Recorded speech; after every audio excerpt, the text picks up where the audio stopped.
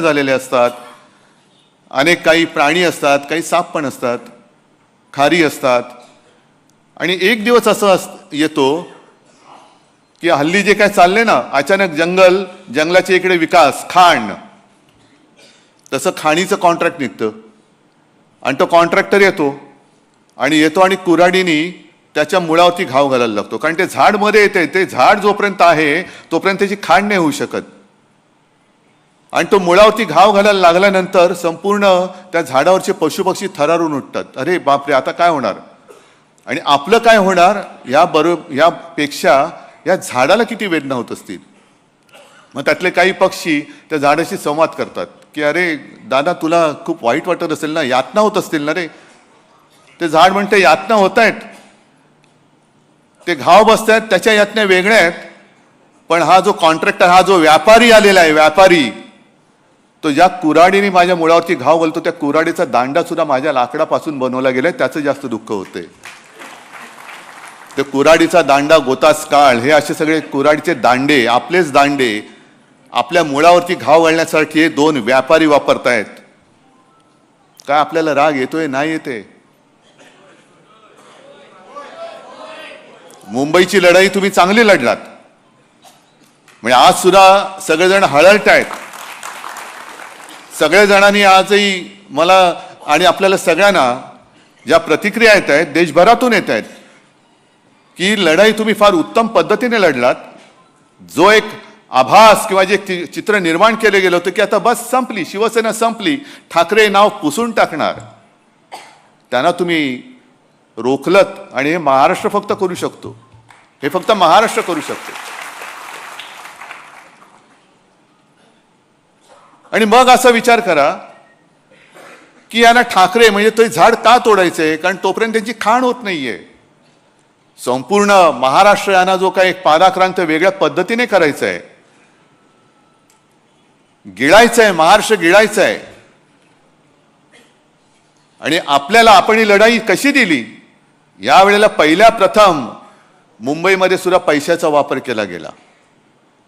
अनेक ठिकाणावरनं माझ्याकडे ज्या काही तक्रारी आल्या, दार बंद असलं तर दाराच्या खालच्या फटीतनं लिफाफे फेकले गेले आतमध्ये, पैसे भरलेले लिफाफे. विकत घेताय तुम्ही महाराष्ट्र? मत विकत घ्याल, पण मन कसं विकत घ्याल? आणि जी जिवंत मन आहेत ती आज सुद्धा माझ्या भगव्यासोबत, शिवसेना प्रमुखांच्या शिवसेनेसोबत आहेत, हे परत तुम्ही दाखवून दिलेलं आहात. हीच आपली ताकद आहे. कोण आहोत आम्ही? ठाकरे म्हणजे कोण आहोत? पुसून टाका नाव ठाकरे. बघा आयुष्यामध्ये काय होतंय. शिवसेना काढून टाका, आयुष्यातून शिवसेना पुसून टाका, ठाकरे नाव पुसून टाका, आणि मग मुंबई आणि महाराष्ट्राचा विचार करा. काय होतं, काय शिल्लक राहतंय हा विचार करा. आणि मग ही जे काही गधडे आहेत, शिवसेनेने मराठी माणसाला काय दिलं, शिवसेनेने मुंबईला काय दिलं, शिवसेनेने महाराष्ट्राला काय दिलं? बाळासाहेबांनी मराठी माणसाला जगायचं कसं हे पहिलं शिकवलं. कारण जर जगायचं कसं हेच आपण विसरून गेलो तर जसं पूर्वी गुलामगिरीमध्ये आपण राहत होतो तसं या दोन व्यापाऱ्यांचे गुलाम म्हणून आपल्या नशिबी जीणं येईल. गुलामीचं जीणं कदापि जगणं मी शक्य नाहीये, अजिबात नाही. मेलो तरी 72, पण त्या दोन व्यापाऱ्यांचा गुलाम बनून मी आयुष्यात कधी जगणार नाही, ही शपथ सगळ्यांनी घेतली पाहिजे. किती कराल वार? आम्ही काय लढाईला घाबरणारी माणसं नाही आहोत. मराठ्यांचा इतिहास जेवढा रक्तरंजित आहे, कदाचित तेवढा रक्तरंजित इतिहास आपल्या देशातच नव्हे तर जगाच्या पाठीवर दुसऱ्या कोणाचा असेल. पण त्या रक्तरंजित इतिहासामध्ये पाठीवरचे वार हे जास्त करून गद्दारांनी केलेले आहेत. ह्याचं जास्त शल्य आहे, ह्याचं जास्त दुःख आहे. काय मिळवलं? मुंबईवरचा शिवरायाचा भगवा उतरवला, काय मिळवलं? काय महापौर पद?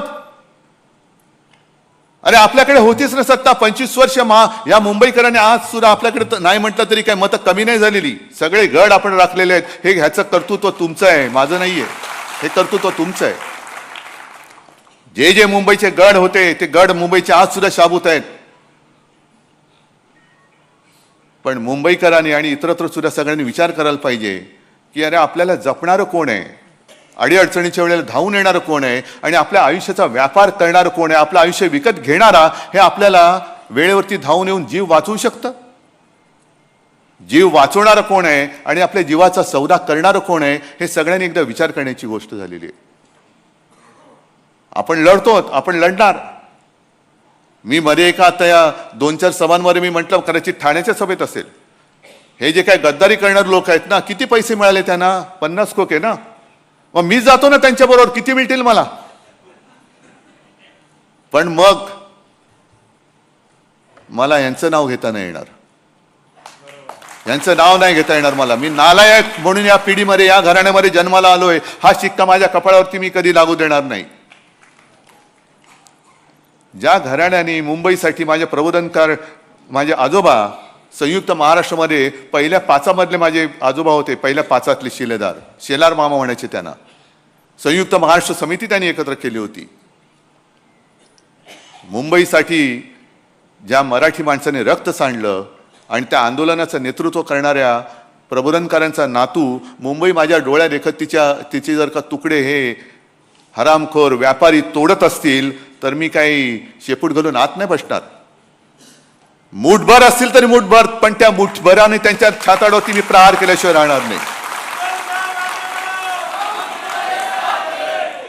तडजोड तिकडे होऊ शकत नाही, तडजोड अजिबात होऊ शकत नाही.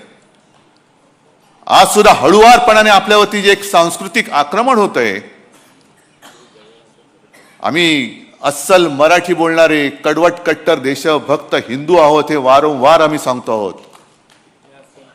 92-93 साली मुंबईमध्ये जो काय दंगा झाला, कुठून आला होता हिंदू, कोण होता? आज सुद्धा तुमच्यामधल्या अनेकांवरती तेव्हा सगळ्याच्या काही केसेस होत्या त्या आज सुद्धा आहेत.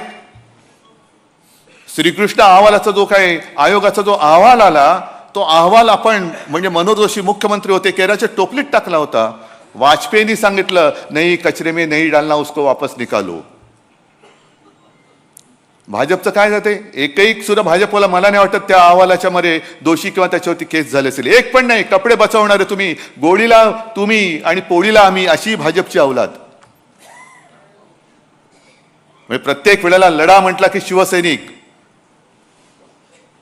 कोणती आपत्ती आली का पहिला शिवसैनिक धावून जातो आणि नंतर मग एक फोटो काढायला चमकाले हे येतात. जे नेमकं मला बोट ठेवायचं ते इकडेच ठेवायचंय की आम्ही हिंदू आहोतच. जे मगाशी राज बोलला ही गोष्ट खरी आहे की या देशामध्ये आपण हिंदू बहुसंख्य आहोत, पण आपले देव वेगळे, आपली भाषा वेगळी, आपल्या संस्कृती वेगळे, आपले संस्कार वेगळे. आणि सरान करा आपण बहुसंख्य असलो तरी विखुरलेले असतो, म्हणून असुरक्षित असतो. मग त्यावेळेला गर्व से कवम हिंदू है म्हणून संपूर्ण देशातल्या हिंदूंना एकवटणारा हा एकमेव हिंदू हृदय सम्राट हे केलं ना त्यांनी. पण आता त्याच हिंदुत्वाच्या आडून आमचं हिंदुत्व वेगळं आहे. हे आमचं हिंदुत्व हे शेंडी जानवाचं हिंदुत्व नाहीये. जो कोणी या देशाला आपली मातृभूमी मानतो, जो कोणी या देशासाठी मरायला तयार आहे, तो आमचा आहे, हे आमचं हिंदुत्व सांगतं. हे आमचं हिंदुत्व सांगतं. पण आज हळुवारपणाने जो काही एक आक्रमण, पहिली हिंदीची सक्ती, त्याच्यानंतर आपण जे एक सुरुवात केली होती, मी मुख्यमंत्री असताना सगळेजण झाडून मंत्रालयातले सगळे पहिला फोन उचलल्यानंतर जय महाराष्ट्र बोलायचे. आज जय महाराष्ट्राला सुद्धा धोका निर्माण झालेला आहे. अनेक भगवे आता फडकायला लागलेले आहेत.